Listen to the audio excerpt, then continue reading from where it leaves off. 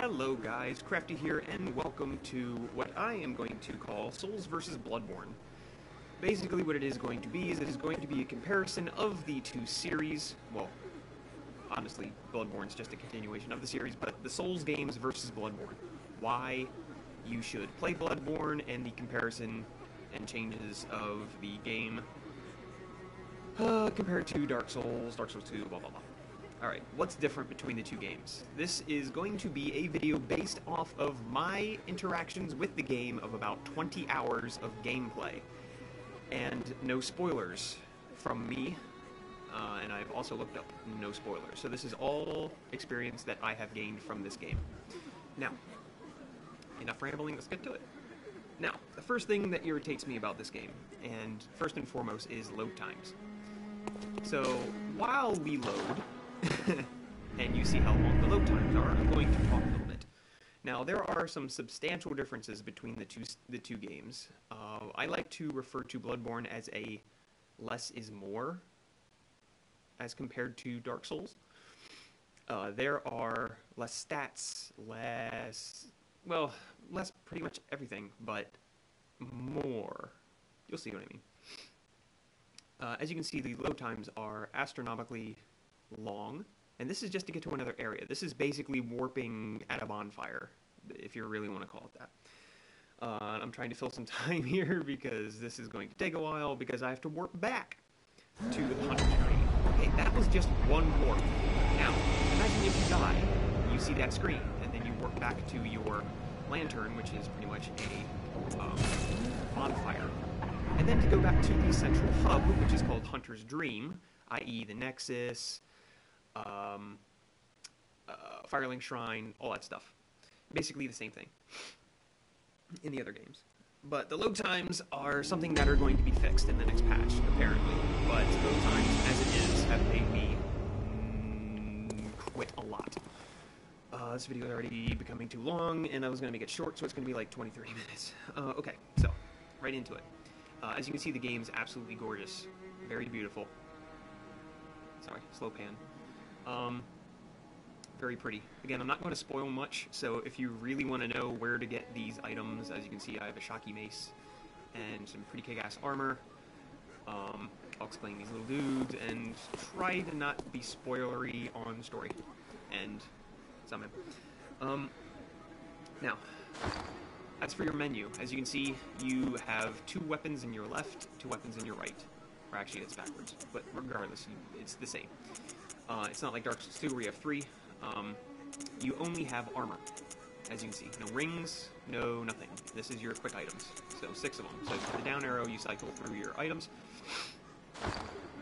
Now, let's look at stats. As you can see here, this is pretty much bare bones. Well, not bare bones, but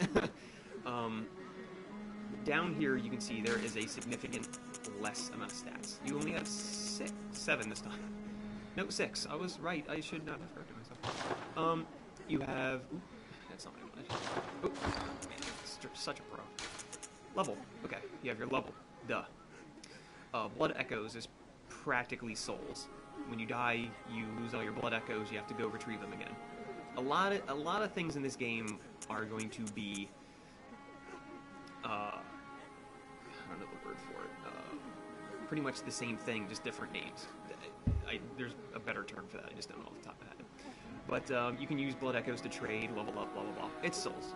I always call them souls when I refer to Blood Echoes, and I don't bother to correct myself, because that's what they are to me, they're souls. Insight. Insight is kind of like the humanity of the game. Not really humanity, but Insight allows you to do co-op. When you to do co-op, you need to ring a special bell called the Resident Bell, and when you do that, you spend Insight. So you have to have Insight in order to co-op, which is kind of a neat idea. Now, apparently the more Insight you have, it induces Frenzy. I haven't seen that yet, nor have I really tried to find that. Again, this is my personal experience, 15-20 hours into the game. Vitality, pretty much same thing. Hit points. Endurance, same thing. Stamina. There's no... If you look on the right-hand side, there's no load limit. Get that in a minute. Strength. determines your power of attacks. Pretty simple. Skills, pretty much dexterity. Yeah, it's pretty much dexterity. Blood Tinge is a new trait, or sorry, a new stat that determines the power of your guns, your blunderbusses, your handguns, blah blah blah, and also determines if you can use certain equipment. Same thing with strength and dex. Weapons and armor have requirements, just like Dark Souls.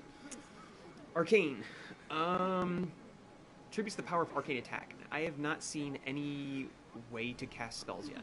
There's no sorceries, there's no catalysts, there's none of that stuff that I've found.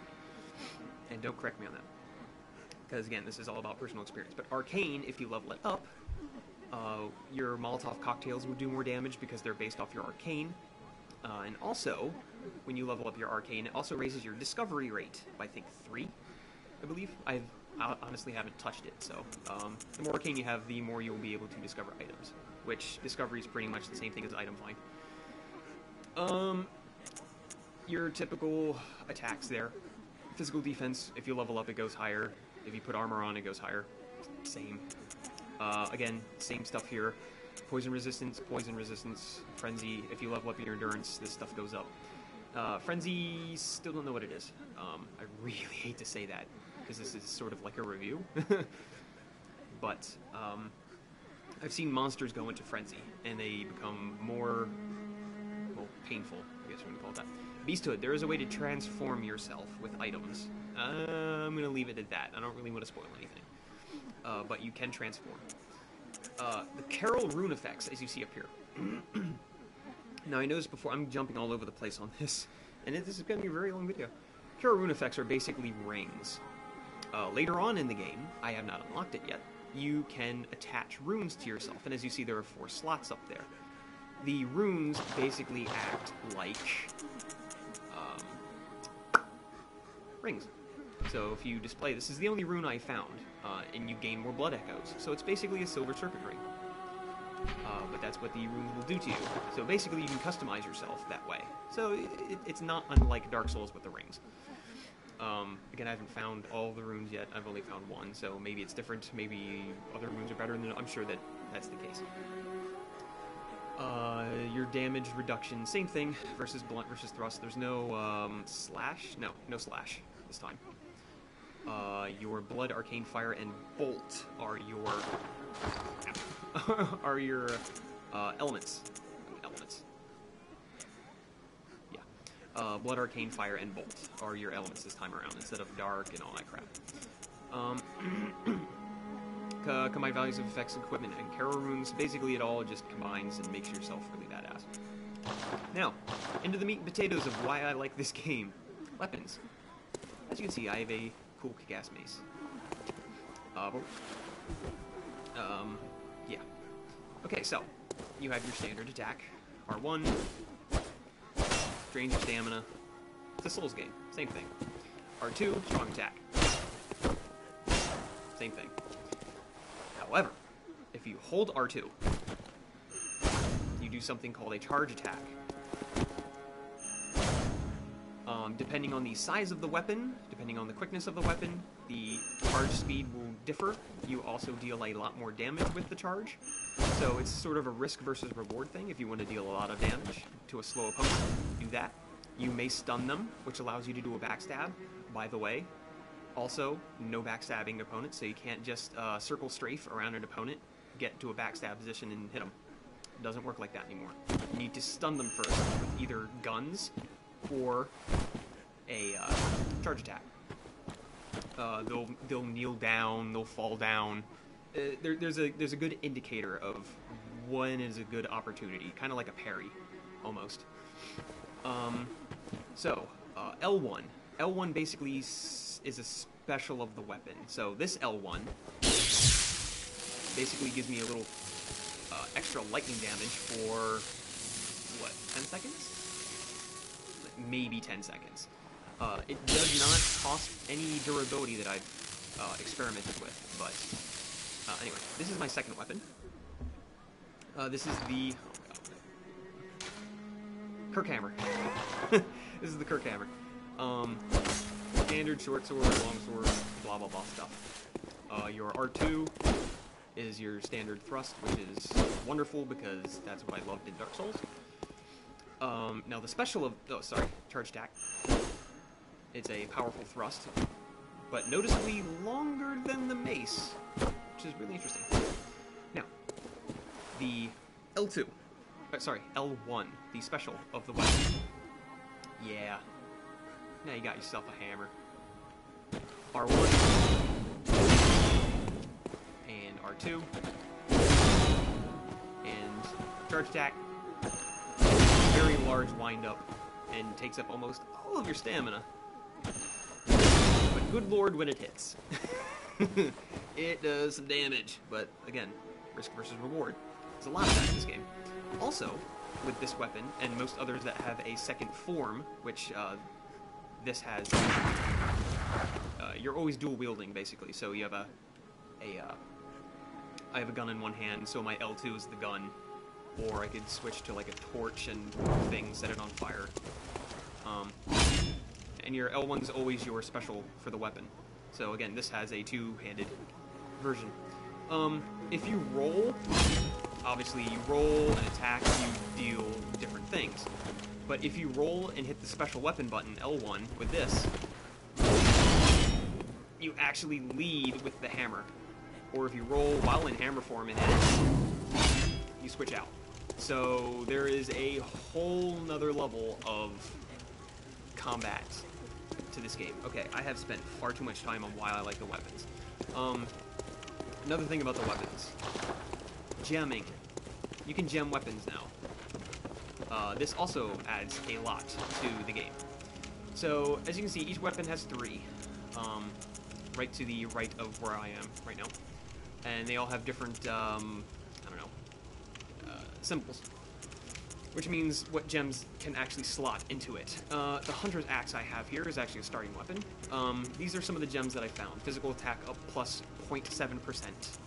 Physical attack up 1.1%. So, as you go along the game, you'll find gems. Now, they're, as far as I know, random in effect and all that stuff.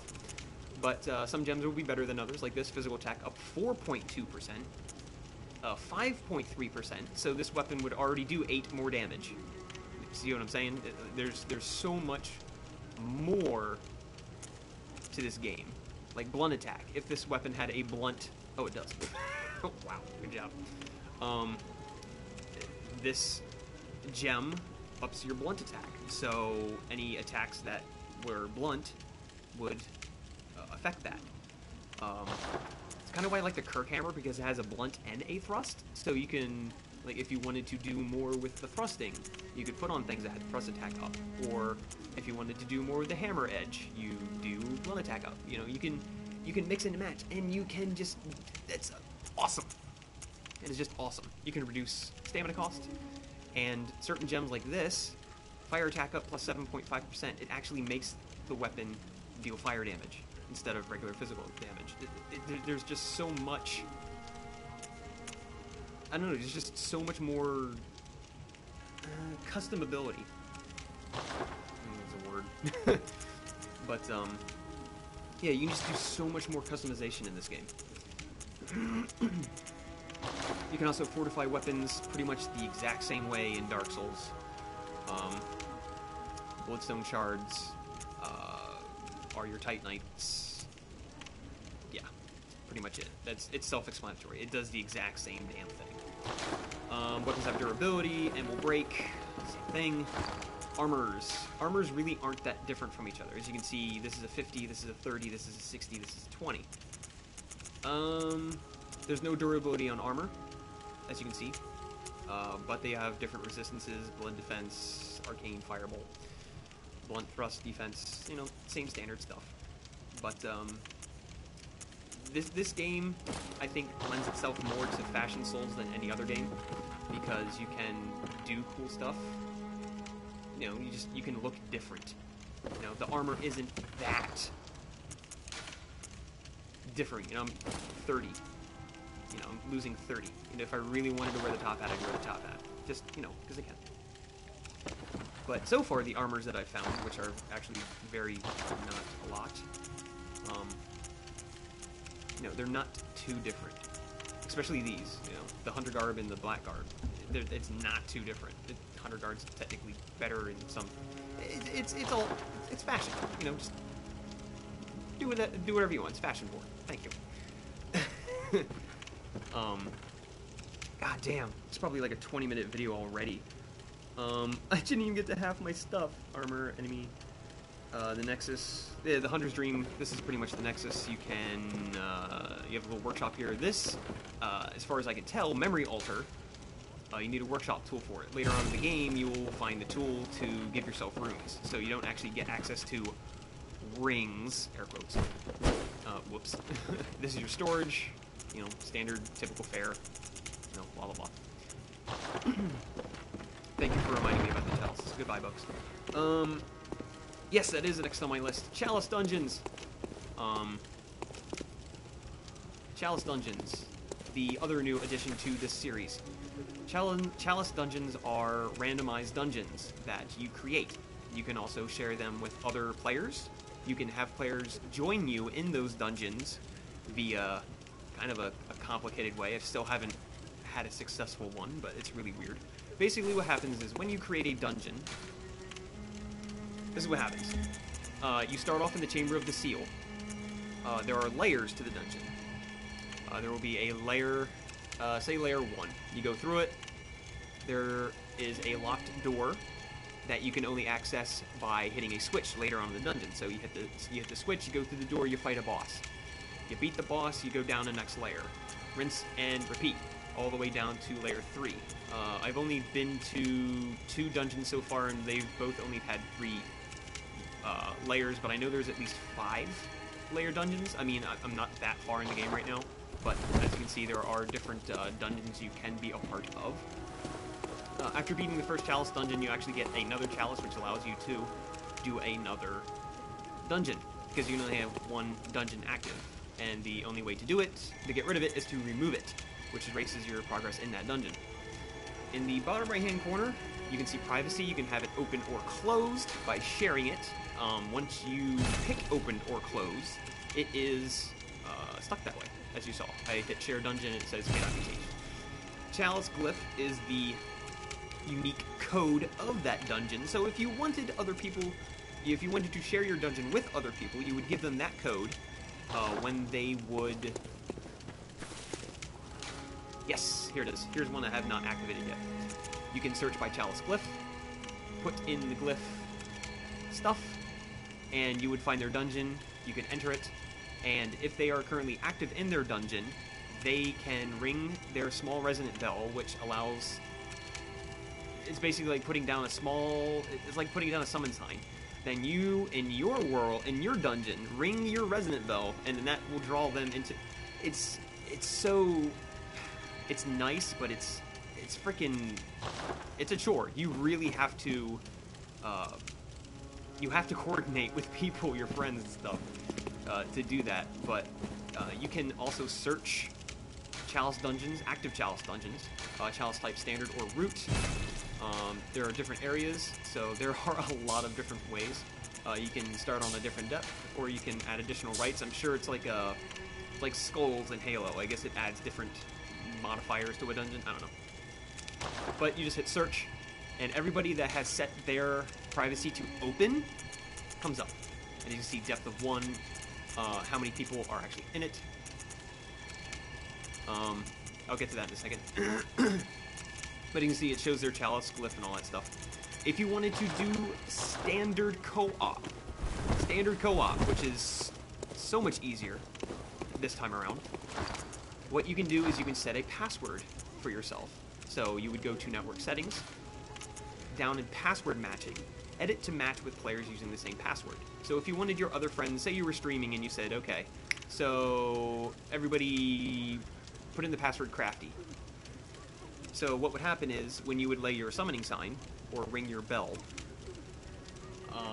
and I would ring my bell to bring people into my world, everybody that has the same password as I have would come into my world. It wouldn't be random. So that is a wonderful, wonderful way to have co-op. Works so much better. I have not been able to I've not had a lot of time to experiment with that. Why did I still make a torch out? Let's see, talismans, bosses in the dungeons. The bosses in the... do I really spoil it? It's not really a spoiler. The bosses are pretty much just regular... Not regular mobs, but they're kind of like uncommon mobs, but they're just beefed up. You'll know when you see it. I already talked about Insight. When you first boot up the game, you can play online or offline. Online allows you, obviously, to co-op and invade and all sorts of stuff. And playing offline, well, it's self-explanatory. There's no real shields in this game. The only shield I've found so far is a wooden shield. I mean, you get that pretty early, or I did. It's not really effective. It really is not. So this is a game of dodging. This is definitely a game of dodging. So I'm going to show you some assery with this game. Good. I pretty much hit everything I wanted to hit. Now I'm going to show you some combat, some of the AI. Just like any Souls game, if you rush, you will be punished. There are far more enemies on the screen this time around, and they will kill you if they swarm you. It is really easy to get stun locked. There's no poise modifier or anything that I've found yet. That even on the armor description, this load time, this freaking load time is absurd. Okay. This is pretty much a beginning area, so I'm not, like, this is not a spoiler of any sort. But I'm going to show you the difference between the charge attacks. So this is the standard thrust, and I missed. Bro. What? Oh, sorry. That could be too easy. Let's do this on some enemies that I won't kill right away. Which is as simple as going down a different route. This is a shortcut that I discovered. Hi, what's up? Die! Whoops. And regular 146. Hey, you're still alive. And he's hurt. And here is the charge. Significant difference.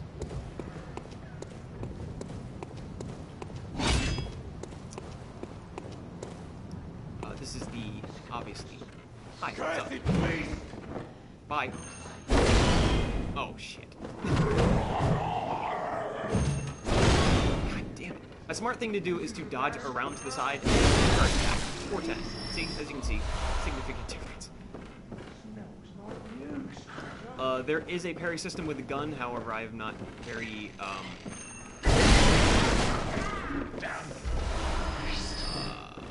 proficient with it yet. Put it that way. Let's see if I can get some stuff going on here. I'm actually going to switch my gun out to the blunderbuss so I don't waste bullets, because the other one uses 2 bullets.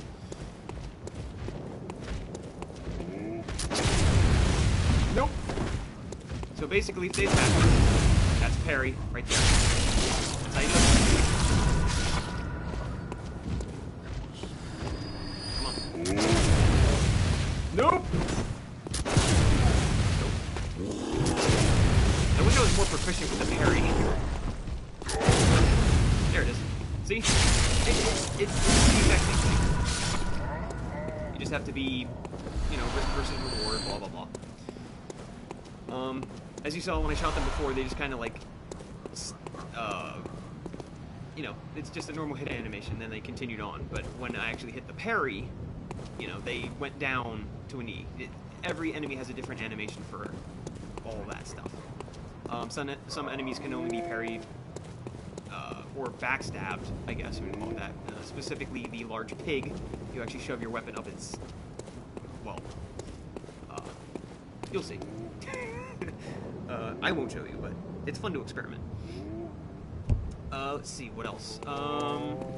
Blood vials. Estus flasks. No Estus flasks. You actually find blood vials, which you can just... done. You can carry up to 20, same thing with bullets, and you find them randomly throughout the game. As soon as you hit 20, If you find any more, it goes into your storage. When you die, it refills your blood vials up to 20 if you have any in storage, so it's kind of cool, but also kind of crappy if you are out of blood vials, because then you have to go farm blood vials. I'm okay with that. I am okay with that. Same thing for bullets. I don't use bullets too much, and bullets go off of the blood tinge, so I'm guessing you can make characters that are good with guns. I mean, I don't know. There's your typical strength weapons, like the Kirk Hammer. Oops. Like the Kirk Hammer, as you can see, attribute bonus is B for strength, E for skill, just dex. Tribute requirement 1610, you know, same stuff. This one, again, is boosted by Arcana, actually, which I don't have a very high stat of. And the Soul Spear is DDD, DD, and Hunter Axe is that. I'll show you the Hunter Axe, which is actually a starting weapon. There's your charge attack. And then if you hit L1, it actually turns into a weapon. Turns into your polearm, and a little spin to win. It's really cool. It's nice. I think there's really else I need to hit on. What do you guys think?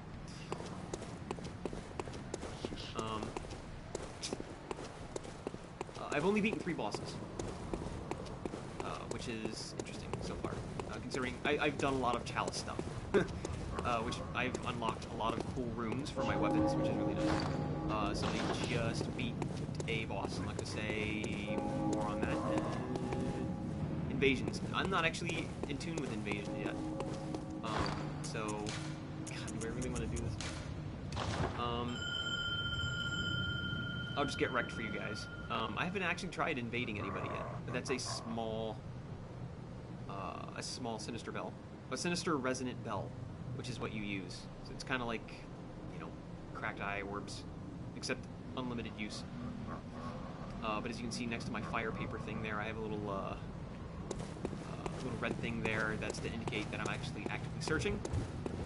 It will be the same way for co-op. If you use the small resonant bell, it'll show that you're actively searching. Plus, it'll give a little, there you go, little wavy thing. Probably not going to be able to invade anybody. I don't think really anyone's doing invasions, but if invasions are anything like, in the world there are NPC hunters. You're a hunter, and you will run into enemy hunters. And if that is anything like, because they have, you know, the quickness and speed, they have guns, they'll roll and shoot, they'll do all that sort of shit, and it's freaking annoying. And if invasions are anything like that, I don't really think I'm going to like invading, because combat's going to be fast, chaotic, and just, I think, luck-based, to be perfectly. Everyone can use their blood vials. Alright, I'm not too keen on invasions right now. So let's not.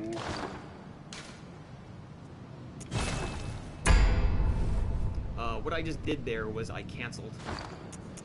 I cancel it, and you can do that by firing a silencing blank. To end ongoing and prevent further. It's like a black crystal shard, I guess. That's if I remember what they're called correctly. Alright, this video is way too freaking long. Fire paper pretty much just, I don't want to use one, but it's, gives your weapon an element. Same thing as dark. Now my voice is going, so I really need to stop. When you die, you lose your stuff, and you can go get it back. I said that before. There's no real penalty to death. There's no, you know, no penalty. You know, your health bar shrinking, any of that crap. But yeah, my name's Crafty, and this is basically a review and a comparison of Dark Souls to Bloodborne. In closing, for those who have actually stuck around for this whole ramble, I appreciate it. And Bloodborne is absolutely 100% worth it. If you are a fan of the Souls series, I will be 100% honest. This game will sell PS4s. You know, hands down. This game is that good. It's that fun. And I haven't even progressed that far in the story. You can do that. You don't have to. you after I don't know, basically after the quote-unquote third boss, I think the second story progression boss is where you get the chalice. But there's actually an optional mini boss on a bridge, whatever. So you can do. Once you get the chalice, you can pretty much dictate how you play the game. But I do want to progress and get the runes and stuff because I really want more blood stuff, I guess. Oh, you can charge attack out of a roll. See, you learn new stuff every day. But my name's Crafty, and I'm done with this video, so just stick around for some more Bloodborne videos. Take care, bye-bye, and game on. Whee!